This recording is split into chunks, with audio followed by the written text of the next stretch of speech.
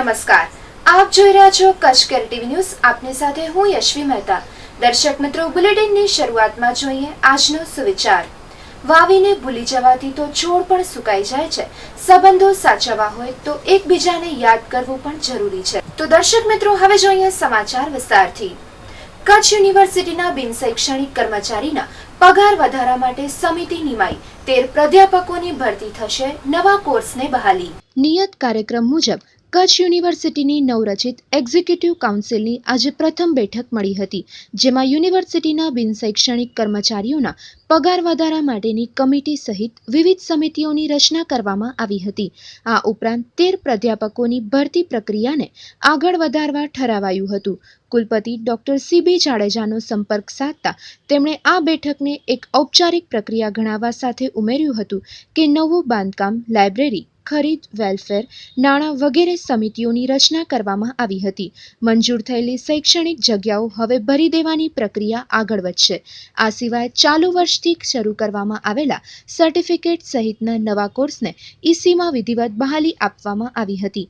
આ ઉપરાંત જેની લાંબા સમયથી રાહ જોવાતી હતી તે બિન શૈક્ષણિક કર્મચારીઓના પગાર વધારા માટે એક સમિતિ નીમવામાં આવી છે, જે ભલામણો કરશે.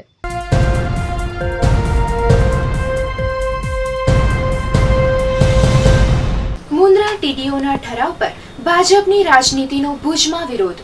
સૂત્રો લખેલા બેનર સાથે વિરોધ દર્શાવી જિલ્લા વિકાસ અધિકારીને આવેદન અપાયું. મુન્દ્રા ગ્રામ પંચાયત દ્વારા રચાયેલી સામાજિક ન્યાય સમિતિની રચના ગેરકાયદેસર હોવાના તાલુકા વિકાસ અધિકારીએ કરેલા ઠરાવ પર જિલ્લા પંચાયતની અપીલ સમિતિના ચેરમેન કૌશલ્યાબેન માધાપરિયાએ સ્ટે ફરમાવી અપીલ દાખલ કરતા કોંગ્રેસે તેને ગેરબંધારણીય પ્રક્રિયા જણાવી વિરોધ કર્યો છે.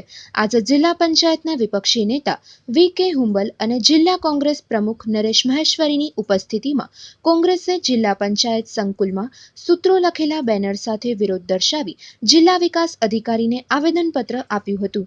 વિપક્ષી નેતા હુંબલે માધાપરિયાને TDOના ઠરાવ સામે સ્ટે આપી અપીલ દાખલ કરવાનો કોઈ અધિકાર જ નથી તેમ જણાવી માધાપરિયાના ગેરકાયદેસર નિર્ણય પર કોઈ અમલ ન કરવા DDOને રજૂઆત કરી હતી.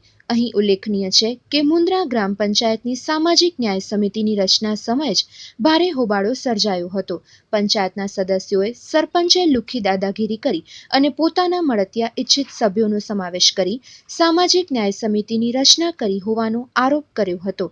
કોંગ્રેસ TDO સમક્ષ વાંધો ઉઠાવી સામાજિક ન્યાય સમિતિની રચનાને ગેરકાયદેસર જાહેર કરવા રજૂઆતો કરી હતી. ખાસ કરીને મુન્દ્રા ગ્રામ પંચાયતનો જે ઠરાવ મુન્દ્રાના TDOએ રદ કર્યો, પ્રતિષેધ કર્યો, જેની સામે જિલ્લા પંચાયતના પ્રમુખે મનાઈ હુકમ આપી દીધો છે. જિલ્લા પંચાયતના પ્રમુખને મનાઈ હુકમ આપવાનો કોઈ અધિકાર જ નથી, કારણ કે કલમ 249 હેઠળ અપીલ સમિતિને અપીલ દાખલ કરવાનો જ અધિકાર નથી. જિલ્લા પંચાયતના પ્રમુખ છે એ માત્ર કલમ 104, કલમ 200 ને 242 મુજબ જ હોય તો જ એ અપીલ દાખલ કરી શકે. ગેરકાયદેસર રીતે એમને અપીલ દાખલ કરેલી છે અને ખાસ કરીને એમના સેક્રેટરી નાયબ DDO હોય છે, નાયબ DDOએ એમને ખાસ કરીને માર્ગદર્શન આપવાની જરૂરિયાત હતી કે આ જે અપીલ આવી છે એ અપીલ ખામીવાળી છે, અપીલ દાખલ કરી શકાય નહીં.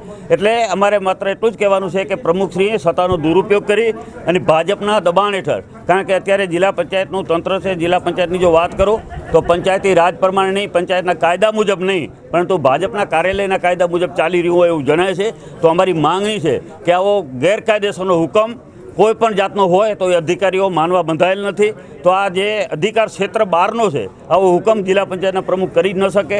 જે એમને હુકમ કર્યો છે એ રદ કરવાનો પાત્ર છે અને આની અમલવારી ન થાય એટલા માટે અમે DDO શ્રીને આવેદનપત્ર આપ્યું છે. એની મુખ્ય રજૂઆત એવી છે કે મુન્દ્રા ગ્રામ પંચાયતની જે સામાજિક ન્યાય સમિતિની રચના કરી એની સામે તાલુકા વિકાસ અધિકારીએ એનો સમિતિની રચનાને ગેરકાયદેસર ઠરાવી અને એના આધારે અહીંથી જિલ્લા પંચાયતમાં અપીલ સમિતિના જિલ્લા પંચાયતના પ્રમુખશ્રીએ મનાઈ હુકમ આપેલો છે. તો એમ કે કાયદા અનુસાર નથી તો એ રદ કરીને ન્યાય આપવા માટેની મુખ્ય રજૂઆત છે. આ બાબતમાં અમે આપણા પંચાયત એક્ટની કલમો અલગ અલગ નો અભ્યાસ કરીને આગળ જે ન્યાયિક કાર્યવાહી જે કરવાની હશે એ હાથ ધરશું.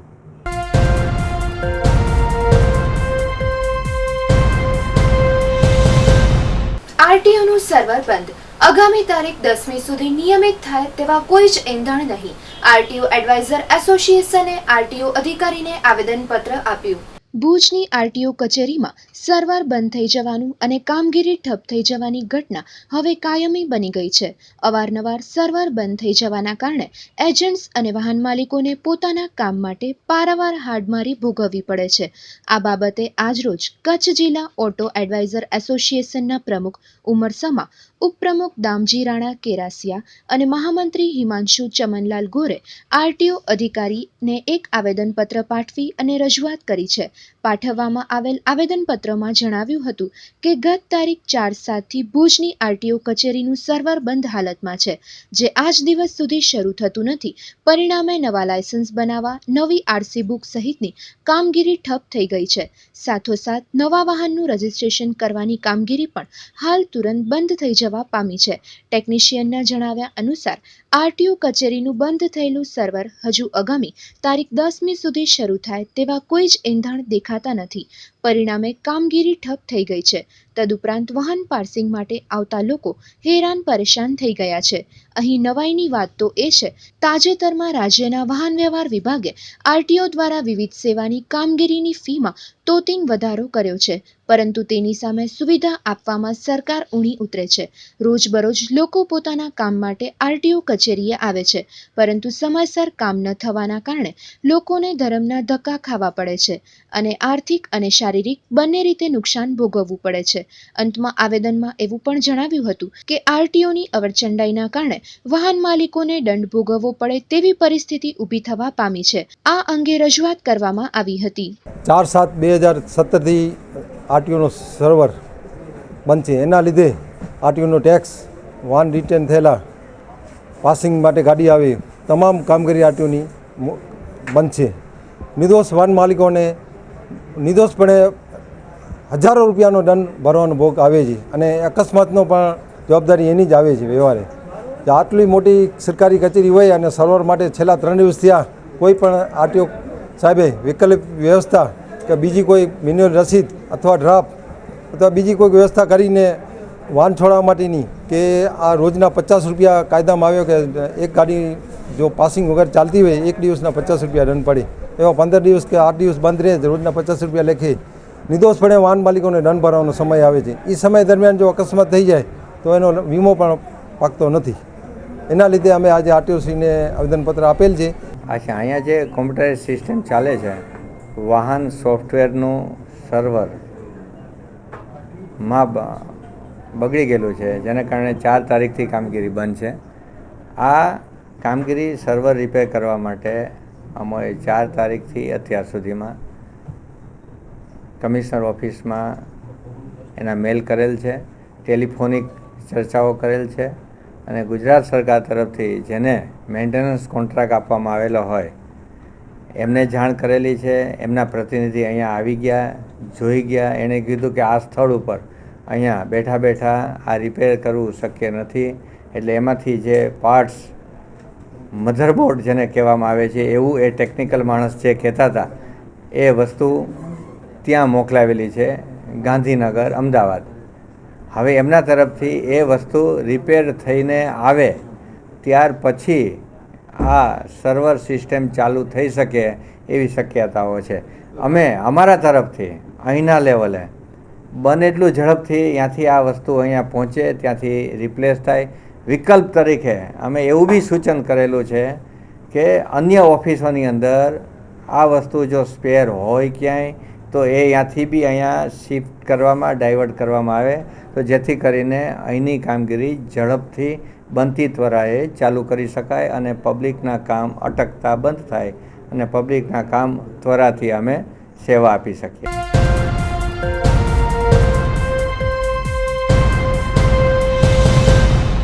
અદાણી પોર્ટના વિકાસમાં સૌથી શ્રેષ્ઠ યોગદાન ડ્રાઈવર્સનું છે. તે બાબતે આજરોજ અદાણી દ્વારા વિશેષ આયોજન કરવામાં આવ્યું. આજથી 25 વર્ષ પહેલા કચ્છમાં આવેલ અદાણી કંપની હાલ વિશ્વભરમાં પ્રખ્યાત છે. ત્યારે આ પોર્ટના વિકાસમાં ક્યાંક ને ક્યાંક ડ્રાઈવર્સનું મહત્ત્વનું યોગદાન રહેલું છે, કારણ કે કાર્ગોની હેન્ડલિંગને પહોંચાડવી અને લાવવામાં ટ્રક ડ્રાઈવર્સ પોતાની તનતોડ મહેનત કરી રહ્યા છે, જેથી આજે વિશ્વમાં મુન્દ્રા પોર્ટનું નામ ટોચના સ્થાને છે. જેથી આજરોજ અદાણી ફાઉન્ડેશન દ્વારા ડ્રાઈવર્સ માટે હેલ્થ અને સેફટી મેળાનું આયોજન કરવામાં આવ્યું હતું. ડ્રાઈવર માટે એક સરસ મજાનો ટેસ્ટ રૂમ બનાવવાનો નિર્ણય પણ લેવાયો છે, જેમાં એકસાથે 50 જેટલા ડ્રાઈવર્સ માટે રહેવા, સૂવા અને મનોરંજન જેવા સાધનોથી સુસજ્જ હશે. અને ગત વર્ષે 1200 જેટલા મેડિકલ્સ કરવામાં આવ્યા, જ્યારે આ વર્ષે 2000 જેટલા મેડિકલ્સનો ટાર્ગેટ છે. જે કાર્યક્રમમાં અદાણી ફાઉન્ડેશનના મિસ્ટર અશોક જીપી મીના, કૃષ્ણ મોહન રાવ, ઈના રાસુ, કરુણા સેન, ડોક્ટર મલાઈ મહાદેવિયા, મુકેશ સક્સેના, રક્ષિત શાહ, બીસી સિંહ તેમજ અન્ય અદાણીના કર્મચારીગણ સહિત મુન્દ્રા પીઆઈ વિરાણી અને મુન્દ્રાના સામાજિક અગ્રણીઓ અને પોર્ટના ડ્રાઈવર્સ બહોળી સંખ્યામાં જોડાયા હતા. देखिए, ये जो कार्यक्रम है वो इस बात के लिए किया जा रहा है कि जब यहाँ पे वर्कफोर्स काम करती है, चाहे वो ड्राइवर हो चाहे लेबर हो, उनकी डिग्निटी और रिस्पेक्ट का ख्याल रखा जाए. उनके लिए वो सारी सुविधाएं दी जाएं जो उनको ज़रूरत है, क्योंकि वो हमारे सबसे बड़े सहयोगक हैं. अगर इस पोर्ट को अगर किसी ने देश में नंबर 1 बनाया है तो ट्रांसपोर्टर और ड्राइवर ने बनाया है, और यहाँ जो काम करने वाले कामगार उन्होंने बनाया है. जब तक हम उनकी पहचान नहीं करेंगे, उनको रिस्पेक्ट नहीं देंगे, उनकी ज़रूरतों को नहीं समझेंगे, शायद ये पोर्ट ऊंचाई पे नहीं पहुंच पाएगा जो विश्व की नंबर 1 एक ऊंचाई है. यहाँ बहुत ज़रूरी है कि एक आदमी जब यहाँ आता है तो वो यहाँ सुरक्षित जाए, उसकी सेहत का ध्यान रखा जाए, उसके पानी, शेल्टर, रुकने की व्यवस्था हो. वो यहाँ आए तो उसे लगे मैं अपने घर जा रहा हूँ, और यहाँ से जब जाऊँगा तो वापस सुरक्षित जाऊँगा. शायद यही आशा लेके हम चल रहे हैं, क्योंकि जब तक हम छोटी से छोटी कड़ी को नहीं जोड़ेंगे, हम विश्व के नंबर 1 पर पहुंचने का जो सपना देख रहे हैं अडानी पोर्ट, वो तभी संभव हो पाएगा जब इन छोटी छोटी कड़ियों का ध्यान रखें, उनकी रिस्पेक्ट का ध्यान रखें, उनको डिग्निटी का ध्यान रखें, और उनको ये बताएं कि आप ही हमारे मील के पत्थर हो, आपके बिना ये पोर्ट आगे नहीं बढ़ पाएगा. शायद इन्हीं बातों को जोड़ने के लिए हमने एक मंच के माध्यम से एक फिल्म सेफ्टी का हमने दिखाया था, ताकि लोग समझ सकें कि कैसे सेफ्टी का ध्यान रखना चाहिए. हम ये बताने की कोशिश कर रहे हैं कि हम आपकी चिंता नहीं करते हैं, हम आपसे जुड़ना चाहते हैं, हम आपको अपना भाई समझते हैं, हम आपके साथ रहना चाहते हैं, आपके साथ आपके सुख दर्द बांटना चाहते हैं. आप यहाँ आइए तो आपको लगेगा हम एक फैमिली में जा रहे हैं. बिजनेस तो कर रहे हैं, लेकिन हम फैमिली के साथ बिजनेस कर रहे हैं. शायद यही हमारी इच्छा है, और इस प्रोग्राम के माध्यम से हमने यही कहने की कोशिश की.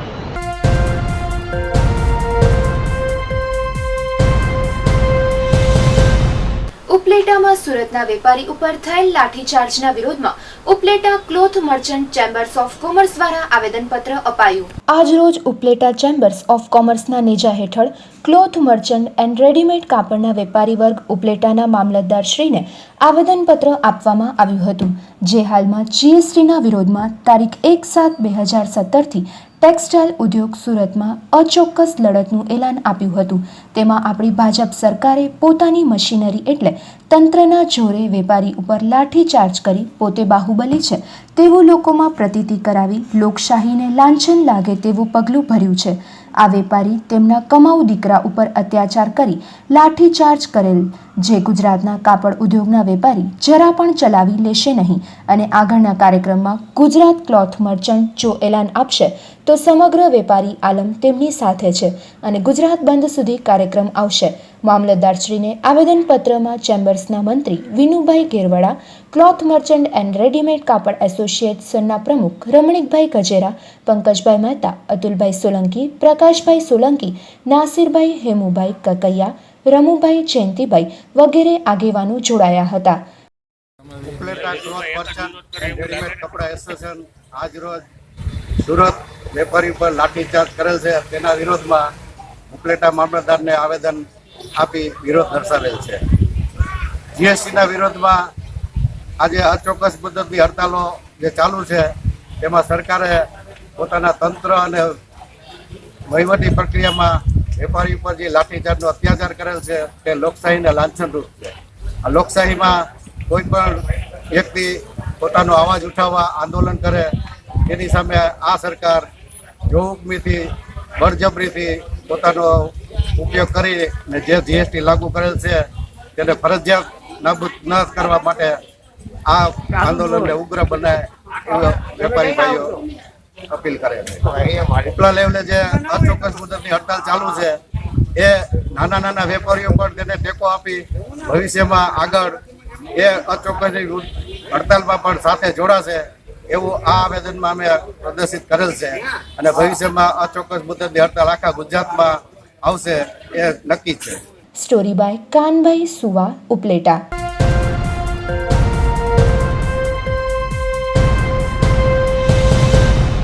મુન્દ્રા પોલીસ દ્વારા ગાંધીધામ હાઈવે રોડ સિરાચા 4 રસ્તા પાસે પેટ્રોલિંગ દરમિયાન ₹1,06,000 નો મુદ્દામાલ ઝડપી પાડવામાં આવ્યો.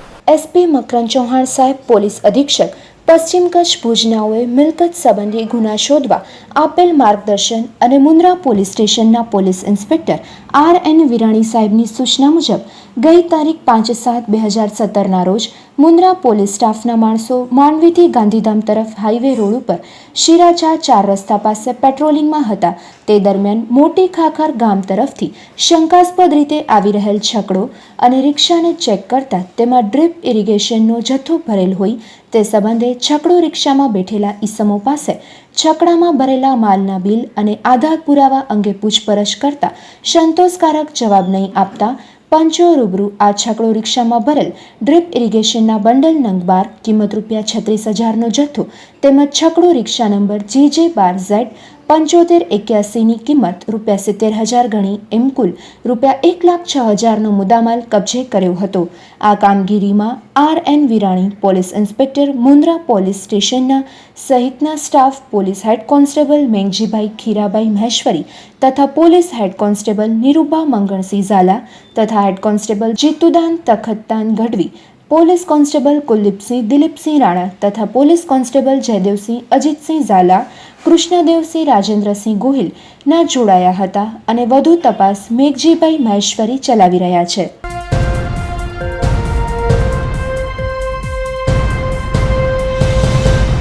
ભુજ નગરપાલિકા અને પોલીસ દ્વારા આજ રોજ ભુજના હોસ્પિટલ રોડ પર દબાણ હટાવ ઝુંબેશ હાથ ધરવામાં આવી.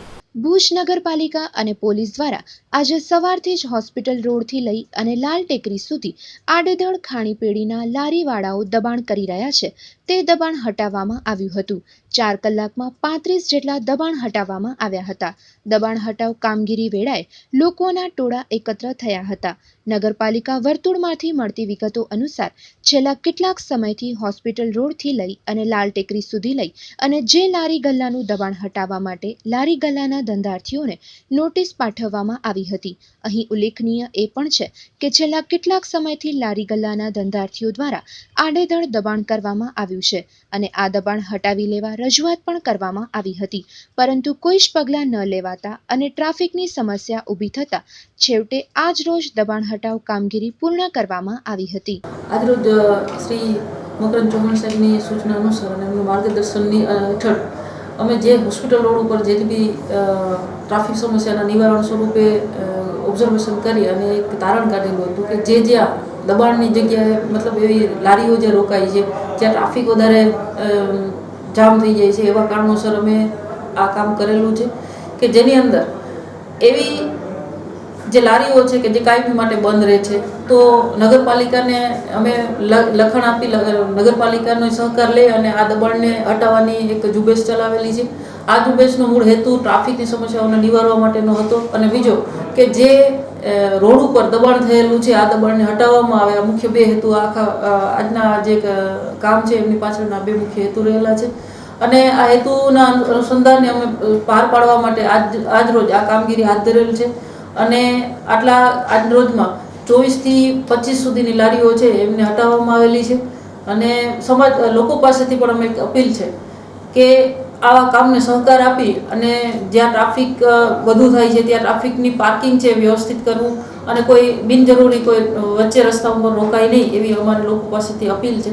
સાથે સાથે આ કામ કરતાં અમે એક ઐતિહાસિક પાણીના પરબ પાસે પહોંચેલા, જ્યાં ખૂબ જ દબાણ હતું. એ દબાણને સમગ્રપણે દબાણને હટાવવામાં આવેલું છે અને લોકો માટે આ ઐતિહાસિક જે પાણીનું પરબ છે એને ફરી પાછું ખુલ્લું મૂકવામાં આવેલું છે અને લોકો એમનો ઉપયોગ કરે અને એમને વપરાશમાં લે એવી અમારી એમની પાસેથી ફરી પાછી એક અપીલ છે. હું લોકો પાસેથી એક સિટી ટ્રાફિક PSI તરીકે એ જ અપેક્ષા રાખું છે કે જ્યાં બિનજરૂરી છે ત્યાં પાર્કિંગ ન કરવું, પાર્કિંગ કરો ત્યાં વ્યવસ્થિત રીતે પાર્કિંગ કરવાનું છે. મતલબ કે જ્યાં જગ્યા છે કે અહીંયા લોકોને ક્યાંય નડતરરૂપ નથી થતી એવી જ જગ્યાએ પાર્કિંગ કરવું અને આ પાર્કિંગ માટે અમે લારીઓ જે બિનજરૂરી બંધ પડેલી લારીઓને હટાવેલી છે એ જગ્યાએ પાર્કિંગ કરે અને આ સમસ્યાનું નિવારણ માટે અમને મદદરૂપ થાય.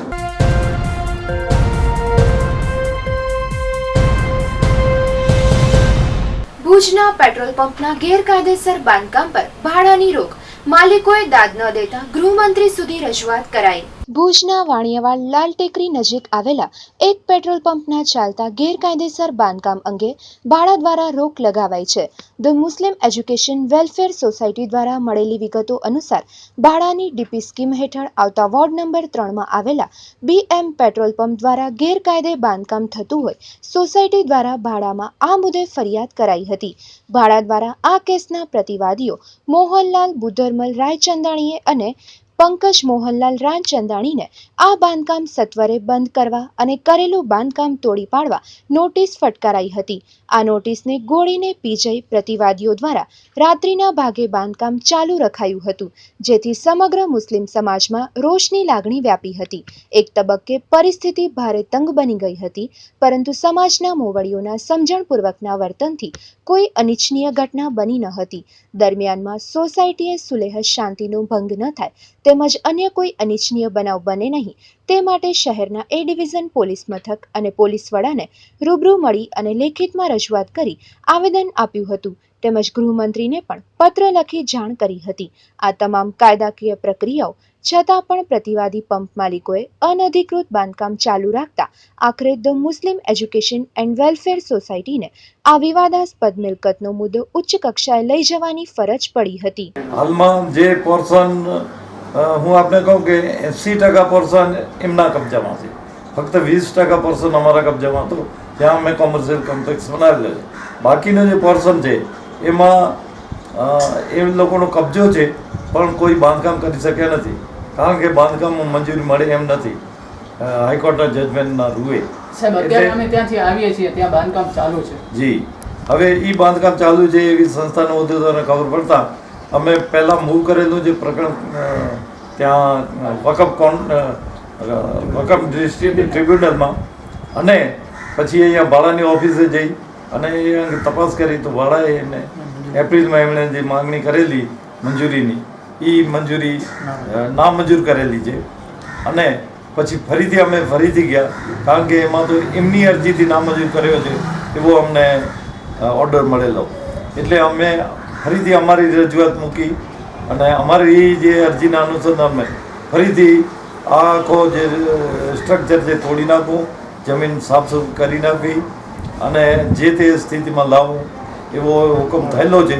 પરંતુ આ જે પાર્ટી છે પૈસાદાર અને વગદાર પાર્ટી છે, અને એ વગ અને પૈસાના જોરે કામ ચાલુ રાખેલું છે. આપણી પાસે અમારી પાસે પણ ક્લિપ છે, આપ પણ કાઢી શકતા હશો. ગઈકાલે જે બાંધકામ હતું એ આજ રાત્રે એણે પૂરું કરી લીધેલું છે. એટલે એ ઈચ્છે છે કે બાંધકામ તોડી નાખવામાં ના આવે, પરંતુ અમારી માંગણી છે કે બાંધકામ તોડી નાખવામાં.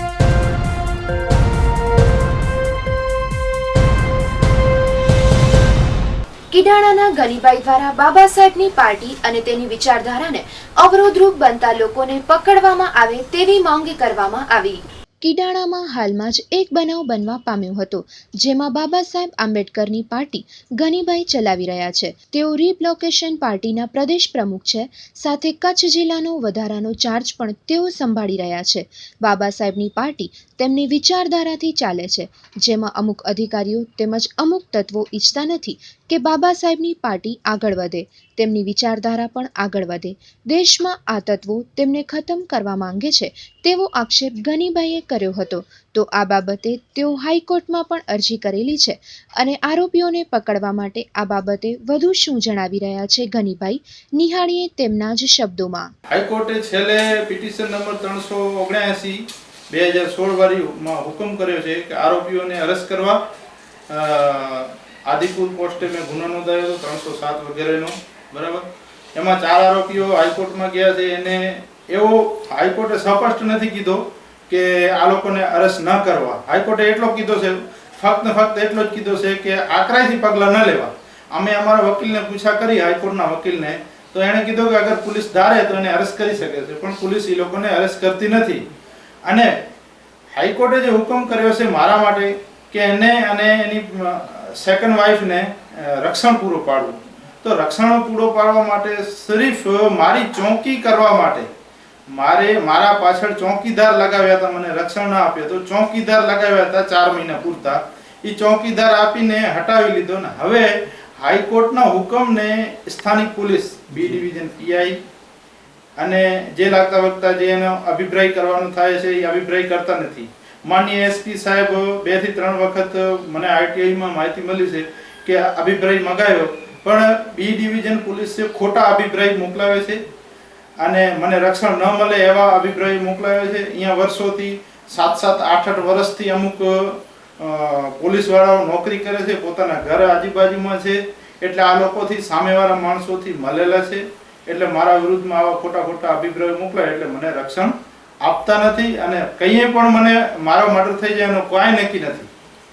24 કલાક મારે એકદમ સાવચેતીથી રહેવું પડે છે. મારા ઘરમાં હું સૂતો હોઉં તો મને ડર લાગે છે, મારા ઘરવાળી બહાર નથી નીકળી શકતા, હું પણ બહાર નીકળું છું તો ડરીને નીકળું છું. એક માણસને મારે ભેગો રાખવો પડે છે, કંઈ પણ રસ્તામાં આડફરી અને મારો કતલ કરી શકે છે. અને બીજો કે રક્ષણ હટાયા પછી મને 2 થી 3 વખત ધમકીઓ એના ગુંડા તત્વોએ આપી. એ ડિવિઝનમાં મેં ફરિયાદ નોંધાવી, બી ડિવિઝનમાં નોંધાવી. રક્ષણ હટાયા પછી મારા ઘર ઉપર પથ્થરથી હુમલો થયો, પથ્થરમારો થયો. પોલીસને મેં અરજી આપી, પોલીસે કશું કાર્યવાહી કરી નહીં. માત્ર ને માત્ર મારા નિવેદનો લીધા અને સાક્ષી હતા એને દબાવવામાં આવ્યો અને કાંઈ કર્યો નહીં. મને રિટર્ન રક્ષણ પણ ના આપ્યું, મારો મર્ડર કરાવવા માંગે છે.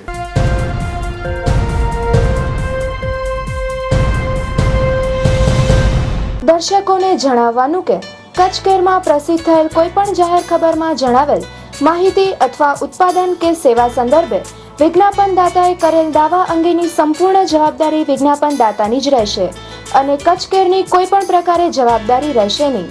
દર્શકોએ પોતાની રીતે પૂરતી તપાસ કરીને પોતાની જવાબદારીએ યોગ્ય નિર્ણય લેવાનો રહેશે.